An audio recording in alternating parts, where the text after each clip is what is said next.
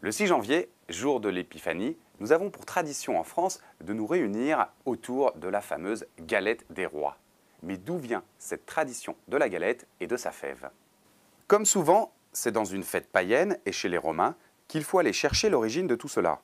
Début janvier, les Romains célébraient les Saturnales, fête pendant laquelle le roi du festin, un domestique ou esclave, était élu grâce à une fève.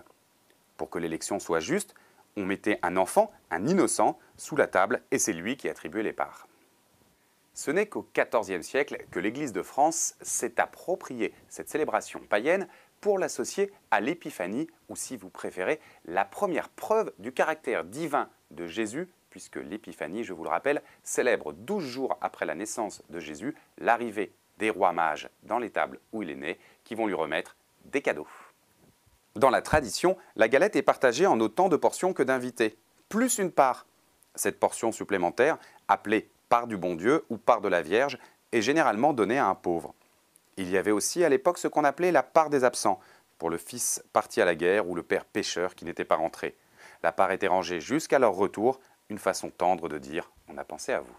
Aujourd'hui, la galette des rois est devenue une tradition familiale et le chanceux qui tire la fève devient le roi d'un jour et choisit sa reine. La tradition romaine qui voulait que le plus jeune des invités, le plus innocent, se glisse sous la table pour désigner à qui revient les parts du gâteau, perdure toujours. Les premières fèves en porcelaine commencent à remplacer la graine de fève au milieu du XVIIIe siècle.